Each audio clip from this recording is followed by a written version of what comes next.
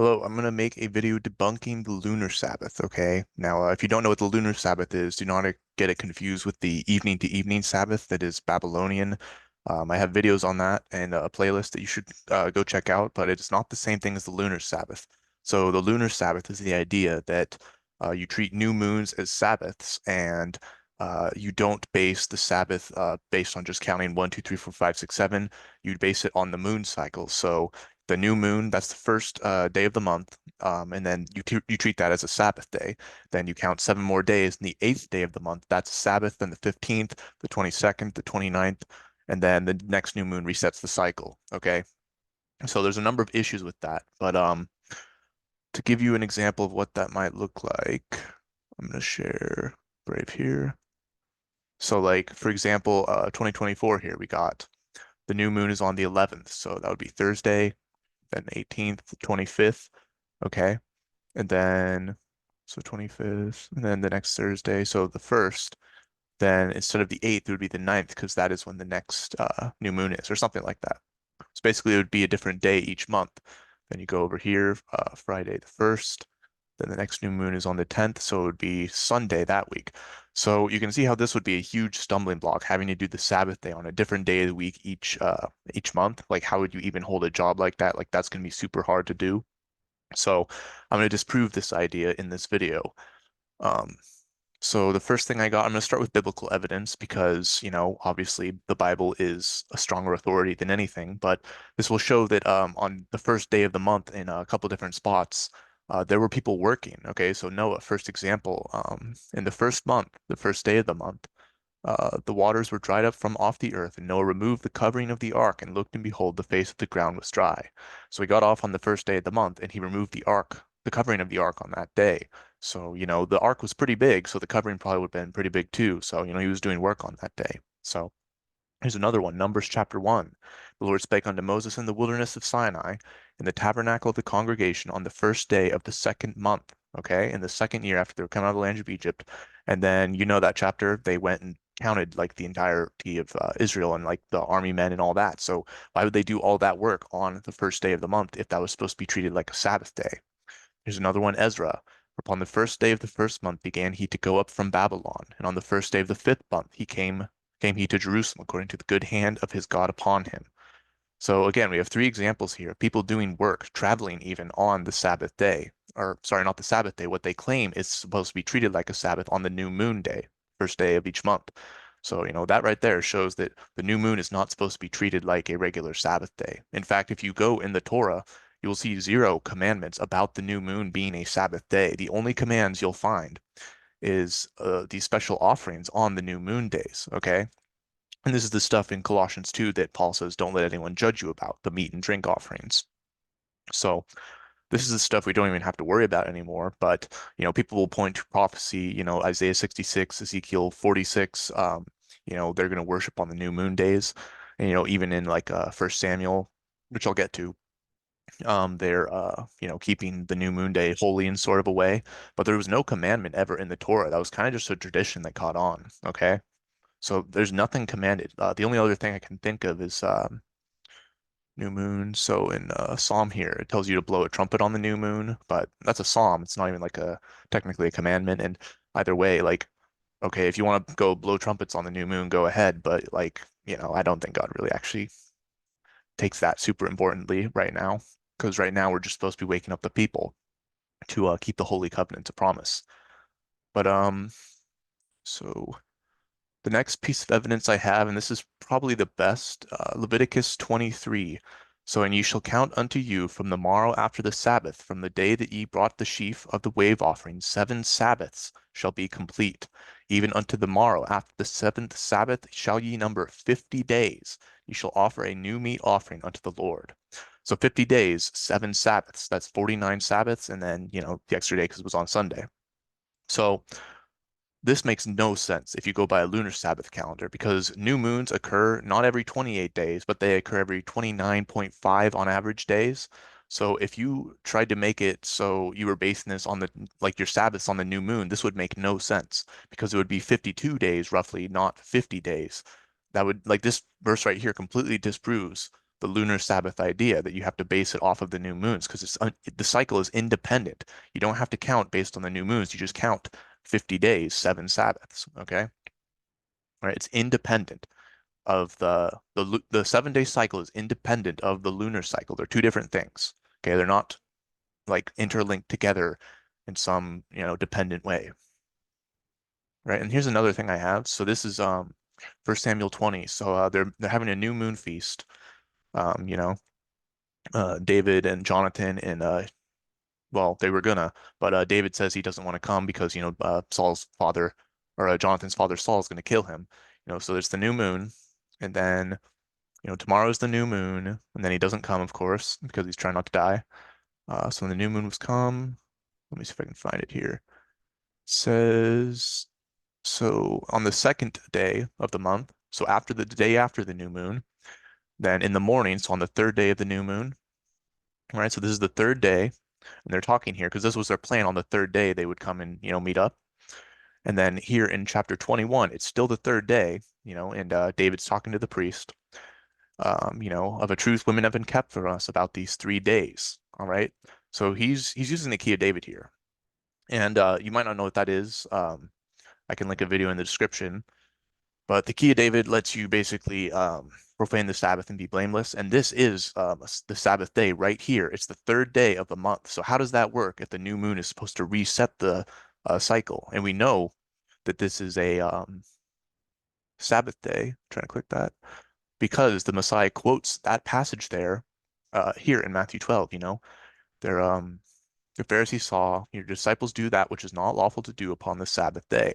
But he said unto them, Have ye not read what David did when he was an hungered, and they that were with him, how he entered into the house of God, and did eat the shewbread, which was not lawful for him to eat, neither for them which were with him, but only for the priests? Have ye not read in the law how that on the Sabbath days the priests in the temple profane the Sabbath and are blameless? Okay, and he's teaching the key of David here.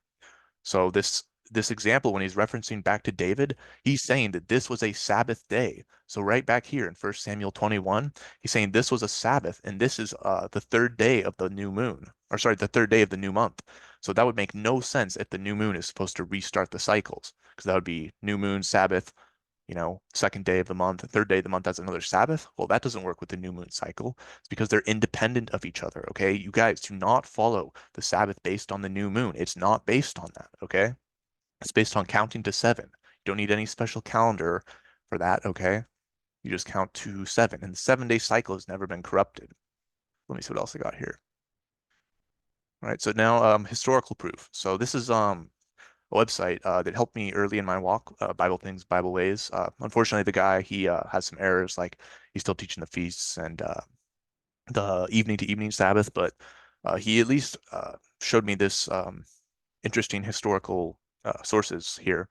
So here's a couple witnesses. It's written in the law, of 2 or 3 witnesses will make something true. So a Roman historian named Cassius Dio, who wrote about Roman history, gives an account of wars waged between Rome and Judea. In it, he explains the capture of Jerusalem in 63 BC, saying, as it was, they made an exception of what are called the days of Saturn, and by doing no work at all on those days afforded the Romans an opportunity in this interval to batter down the wall. The latter, on learning of this superstitious awe of theirs, made no serious attempts the rest of the time, but on those days, when they came round in succession, assaulted most vigorously. Thus the defenders were captured on the day of Saturn, without making any defense, and all the wealth was plundered. Cassius wrote that the Romans who learned that the Jews rested on the days of Saturn, Saturday, which was known as Saturn's Day in Rome, attacked Jerusalem, the Jerusalem stronghold on those days. These words also tally with the writings of Josephus, showing us that Saturn's Day in Rome coincided with the day kept as the Sabbath by the Jews, even in the 1st century BC. All right, so that's one witness. It's on Saturn's Day, which obviously is Saturday. Witness two, a Roman soldier named Frontius, in his book named Stratagems, writes the account of the destruction of the Second Temple in Jerusalem in 70 AD, saying, the divine Vespasian attacked the Jews on the days of Saturn, on which it is forbidden for them to do anything serious, and prevailed. Similar to the words of the historian Cassius Dio, this Roman soldier equated the day of rest, Sabbath, of the Jews to the day of Saturn, Saturday, which was known as Saturn's Day in Rome. This account of Vespasian, also known as Titus, attacking Jerusalem on Sabbath days, tallies with the account seen in historical works of Josephus as well. Okay, and then here's a third witness. And this is basically that the Greek language in the New Testament, the word Sabbath is basically the same exact word as Saturday. So Sabbath, Saturday, even the Greek New Testament shows that Sabbath is on Saturday, right? So those are your three witnesses, historical records that show that the Sabbath has always been on Saturday, and that is still what it is today. All right. And you might be thinking, and this is a common thing that the Lunar Sabbath people, I don't know, I feel like it's a demon in their head that they just can't get it out of their head. The calendar, isn't the Gregorian calendar pagan? Like, how are we going to figure out the true one? Well, first of all, read what is it, Jubilee 6 and Enoch 80. We're never going to figure out the calendar. God is going to be the one to restore it. And Isaiah 66, verse 23, that one you guys like to use so often. That's when the new moons are going to be restored. That's when everything is going to, come back and we can start doing the feasts again. Like we're not even supposed to be doing the feasts right now. Well, we don't have the right calendar, and then more importantly, we live in USA, or at least most people do. They don't live in Jerusalem. We can't do the feast outside the land. Check Deuteronomy 12 and 16. But then also, I just made a video on that yesterday if you want to go check that out. But we don't have to worry about the calendar right now. And the fact that, they get so caught up on the, it's pagan, the Gregorian calendar is pagan, like it even is calls it Saturn's Day. That doesn't matter because we're not celebrating Saturn's Day. We're celebrating God's seventh day. God's seventh day came before they put their God's name on it. Okay. Their God's name, that came after. God's 7 day cycle was established in creation. Okay. They can't profane God's holy day. It existed first. All right. And you might be wondering, like, what about wasn't there a corruption in the calendar somewhere? Well, no, there was never a single corruption in the 7 day cycle. And it explains this also here in this article. So let me see. So the Julian calendar was instituted by Julius Caesar. Gregorian calendar was put into effect. Right. But what most people do not understand is that the amount of days dropped from the Julian calendar when it was changed to the Gregorian calendar did not in any way affect the 7 day week. In other words, even though 10 days were removed from the calendar, it did not affect the individual days, Sunday, Monday, Tuesday, etc. An example is given in the above thumbnail, which indicates this change of calendars that was put into effect in 1752 in the UK. Right? Notice how the removal of the days do not affect the 7 day week. So it went from Wednesday, the 2nd to Thursday, the 14th. I've seen another one that goes Thursday, the 4th to Friday, the 15th. So even though there were 10 calendar days removed from the calendar when they changed from Julian to Gregorian, that does not mean that any actual days of the week were lost. And that's something they can't, get into their mind. Like the weekly calendar is independent of the monthly and the yearly calendars. Okay. You don't need to keep track of the entire calendar system to just count to seven. Like the 7 day cycle was never corrupted. We still have the same Sabbath day that they were keeping in the first century, which is Saturday. And technically, we're not even keeping Saturday. I mean, yeah, it is mostly on Saturday, but the biblical days are from dawn to dawn. So it's from Saturday dawn to Sunday dawn. So we aren't doing it from 12 a.m. to 12 a.m. We're not technically even keeping Saturday. We're more keeping most of Saturday and part of Sunday. Like we're not even keeping the Roman day. We're keeping God's seventh day, and we're just using Saturday and Sunday to explain to people that don't, know what day that would be because you can't really describe without saying the words Saturday and Sunday. So what else do I got? So yeah, that's something that doesn't really make sense that they'll say to you like they'll say that there was some corruption sometime in the calendar, like the Israelites always used to uh, do the Sabbath based on the moon cycle, but I've seen no historical evidence of this at all. Like I asked them where in history they changed the 7 day cycle then, and the best I've heard someone say is like sometime before the Messiah, like a couple hundred years before him, or maybe 100, I forgot what, but that would make no sense because the Messiah kept the same day as the Jews were in the first century. So why would he not be rebuking the Jews for doing the wrong day? Why would he be doing the same exact day as them? Why is Paul doing the same exact day as them? They're supposed to rebuke them if they're doing something wrong, and there's zero mention at all of him doing anything to like tell them that their days are wrong. There's nothing in prophecy about us being completely off on the Sabbath day, like about we having to follow this lunar Sabbath.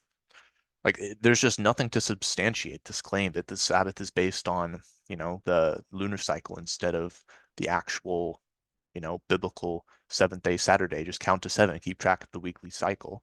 Like get this word calendar out of your head. You do not need any calendar right now. All you need to do is count to seven. Remember, that's exactly how they did it in Leviticus 23. Count 7 days, seven Sabbaths, and that is 50 days. It's not 52 days because of the moon cycle. It's 50 days or 49, then plus the 1 day. So I guess the last thing I just got to say is repent. Do not do the lunar Sabbath. Keep the actual Sabbath day, Saturday morning to Sunday morning. Okay, dawn to dawn. It's not the evening Sabbath either. I have a video on that, like I said, but you can't be doing this, and you especially cannot be pushing this on other people because this is a huge stumbling block. It's going to confuse the hell out of people. Like, no one's going to be able to do this even. Like, God's commandments are not burdensome. Like, telling people they can't work on Saturday, okay, a lot of people already have Saturdays off. Telling people that they have to have a different day off on Monday this week, this month, and then Tuesday this month, and then Friday this month. Like that is just a huge stumbling block. You're sending so many people to hell if they're actually like following you. Like remember James 3, don't be many masters. So like be careful. Do not teach this stuff. Go back to the basics if you're gonna like seriously think about this idea. Like this is the Sabbath day, okay? Remember the Sabbath day to keep it holy. 6 days shalt thou labor and do all thy work, but the seventh day is the Sabbath of the Lord thy God. In it thou shalt not do any work, thou nor thy son, nor thy daughter thy manservant, nor thy maidservant, nor thy cattle, nor thy stranger that is within thy gates. For in 6 days the Lord made heaven and earth, the sea, and all that is in them, and rested the seventh day. Wherefore the Lord blessed the Sabbath day and hallowed it. Think about that too. Like the moon didn't even exist when the 7 days of creation were going on until the fourth day of the week. But point being, repent, do not do this lunar Sabbath, do not teach it. Go back to the actual Sabbath day, okay? And a lot of reasons why people might fall into this in the first place. I think this is related to the strong delusion of Isaiah 66. He that killeth an ox, basically doing the feast. That's what that's talking about. And I will also choose their delusions and bring their fears upon them, because when I called, none did answer. When I spake, they did not hear, but they did evil before mine eyes and chose that in which I delighted not. So really the cause of this is you're doing something that God does not delight in. Okay, he delights in his covenant. He does not desire sacrifice. So remember, Hosea 6, 6 to 7. This is what the Messiah quoted twice in the New Testament. For I desired mercy and not sacrifice, and the knowledge of God more than burnt offerings. But they, like men, have transgressed the covenant. There they have dealt treacherously against me. So what he wants you to be doing is go teach his people the holy covenants. Teach them the knowledge of God. Do not put all this calendar stuff on them, especially not the lunar Sabbath, because that's just going to cause a stumbling block. It's going to send you to hell. It's going to send the people you're teaching to hell. And it's terrible. It's a strong delusion that Isaiah 66 talks about. Snap out of this, go wake up God's people, start keeping the actual Sabbath day, which is Saturday morning to Sunday morning. It's not pagan. God's days came first. Okay? So please repent.